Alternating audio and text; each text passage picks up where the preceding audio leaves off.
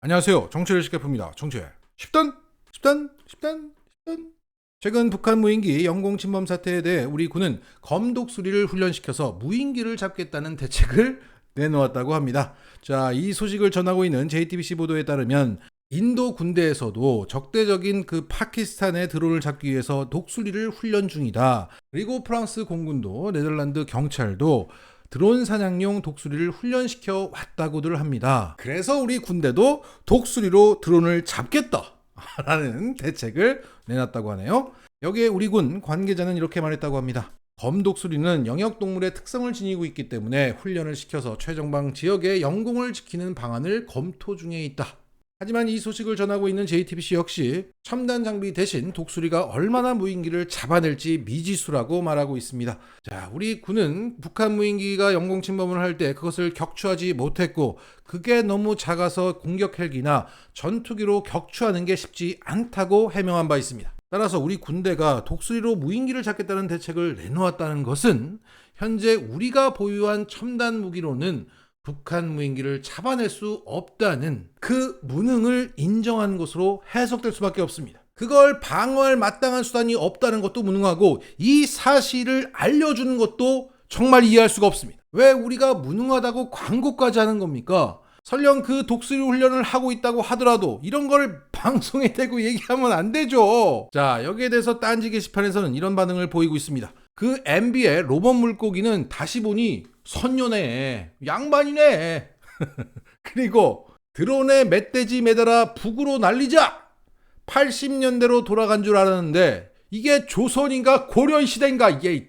그리고 한 시민께서는 이게 실효성이 너무나 떨어져서 현재 스위스나 네덜란드에서는 폐지 수순을 밟고 있다는 정보를 전했습니다. 그래서 관련 기사를 찾아봤더니 드론과 사투 벌이던 스위스 독수리 이젠 못 본다 이런 기사가 있었습니다. 자, 기사를 보면 스위스 제네바가 불법 드론을 단속하고 고위 인사보호 임무를 수행하던 독수리들을 더 이상 운영하지 않기로 했다. 드론 기술 발달로 더 이상 큰 효과를 기대할 수 없는 데다가 독수리 안전에 대한 우려가 반영된 결정이었다. 블룸버그 통신에 따르면 스위스 제네바시 당국은 호위용 독수리를 훈련시키는 프로그램인 독수리 여단을 폐지시키로 결정했다. 여기에 제네바 경찰은 이렇게 말했다. 드론 기술이 크게 발달하면서 독수리 운영 효과가 떨어졌고 작전 수행 과정에서 독수리들이 다칠 위험이 늘었다. 앞으로는 독수리 대신 신호 교란 장치와 드론 탐지 시스템 그리고 그물총 이런 것들을 활용해서 불법 드론에 대응할 것이다. 그리고 그 독수리를 훈련시켜온 한 교관은 이렇게 말했다. 10만 프랑, 우리 돈으로 1억 4천만 원의 투자금과 수백 시간의 노동이 이 프로그램에 투여됐다. 당국의 결정으로 그간의 노력이 수포로 돌아가게 돼서 슬프다. 이렇게 아쉬움을 토로했다고 합니다. 한편 네덜란드 경찰도 지난 2017년 드론 단속을 위해서 독수리들을 운영했으나 1년여 만에 폐지했다. 자, 이거 돈도 시간도 적지 않게 들어가는 것 같고 실효성도 없어서 2017년에 폐지했던 방안을 우리 군이 지금 검토하고 있다는 것 자체가 부끄럽습니다. 이건 마치 윤석열이 드론 부대를 창설하겠다고 뒷북치는 것과 뭐가 다릅니까? 진짜 무능합니다. 아니, 윤석열만 냉동인간이 아니라 이 군대 전체가 죄다 빙하 타고 온 둘리들입니다. 그리고 앞서 제네바 경찰이 말한 것처럼 현재 독수리 대신 신호 교란 장치 같은 게 있다고 하잖아요. 그리고 드론 탐지 시스템, 하다못해 그물총이 더 나아 보입니다. 아니, 이런 거 검색만 하면 금방 나오는데 이런 것도 검색도 안 해보고 독수리 훈련시키겠다고 지금 정말 한심합니다. 자, 정리하겠습니다. 독수리 바이든 되겠냐?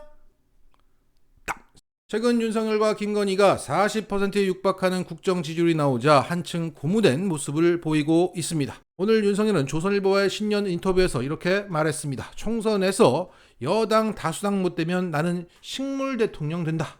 오랜만에 맞는 말을 했네요. 자, 이 발언의 전체 맥락은 이랬다고 합니다. 검찰에서 수사팀을 구성할 때는 수사를 성공시키는데 가장 필요한 사람들을 뽑았지 같이 일했다고 데려오는 경우는 없었다. 정치도 마찬가지다. 총선에서도 여당이 다수당이 되어야 공약했던 정책을 차질 없이 할 수 있고 그렇지 못하면 거의 식물 대통령이 될 것이다. 자, 이것은 국힘당 당대표를 내 사람으로 꽂아서 내가 믿을 수 있는 검사들을 많이 공천을 해서 국회로 많이 보내겠다는 소리고, 국힘당이라고 해서 내 사람이 아니다. 내 사람, 내 검사들이 국회에 많이 들어가야 내가 식물 대통령이 되지 않는다. 이 소리입니다. 와, 저를 대놓고 저렇게 얘기합니다.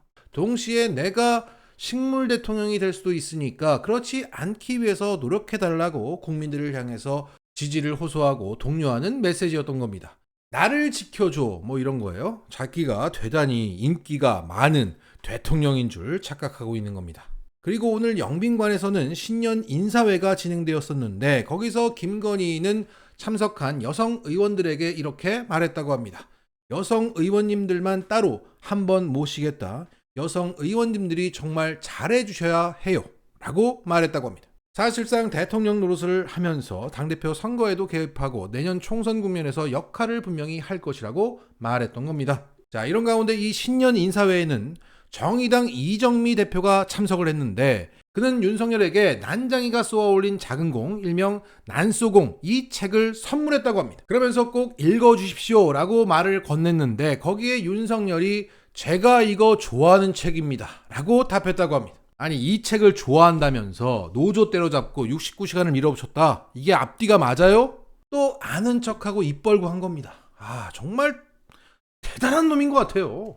그리고 이 신년 인사회에는 이재명 대표가 참석하지 않았습니다. 이유는 윤석열 측이 이재명 대표 초청을 건성으로 했기 때문입니다. 여기에 대해서 한 기자가 이재명 대표에게 물었고 이재명 대표는 처음 듣는 얘기라고 반응했고 여기에 천준호 비서실장은 이렇게 말했습니다. 지난 22일 행안부로부터 신년 인사회를 초청한다는 메일을 받았다. 그런데 그 메일은 오후 2시경 접수가 됐는데 6시까지 회신해달라고 요청을 해왔다. 그래서 예정된 일정도 있어서 참석이 불가능한 내용으로 행안부에 회신을 한 바가 있다. 민주당 대표를 초청하면서 전화도 아닌 메일을 띡 보내면서 4시간 내에 회신 달라고 했던 매우 불손했던 상황이었다. 자, 이런 거지 같은 느낌이 바로 윤석열입니다. 락스뉴스!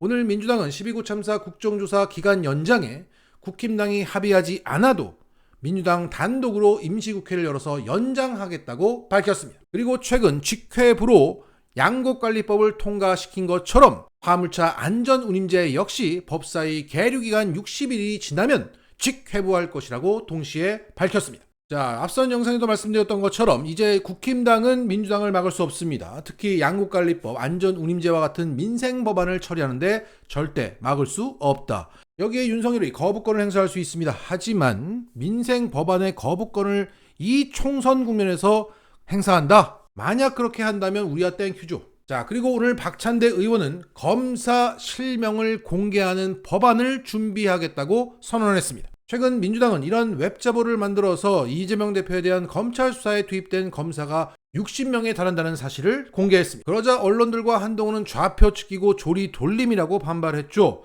여기에 오늘 민주당 박찬대 의원이 검사 신상 공개를 법제화하겠다고 선언했던 겁니다. 자, 박찬대 최고위원은 이렇게 말했습니다. 피의 사실을 공표하고 공무상 비밀을 누설하는 등 이런 일들이 검찰에 의해서 자행되어 왔고 법에서는 분명하게 위법이라고 얘기함에도 불구하고 피의 사실 공표로 단 한 번도 기소된 적이 없다. 검사들이 마구잡이로 법을 위반하고 언론 재판으로 이끌어가는 부분에 대한 견제 차원이다. 자, 좋습니다. 당하고 가만히 있으면 가만히로 보고 더 때리는 게 이들의 습성입니다. 중요한 건 꺾이지 않는 결기입니다. 마치겠습니다.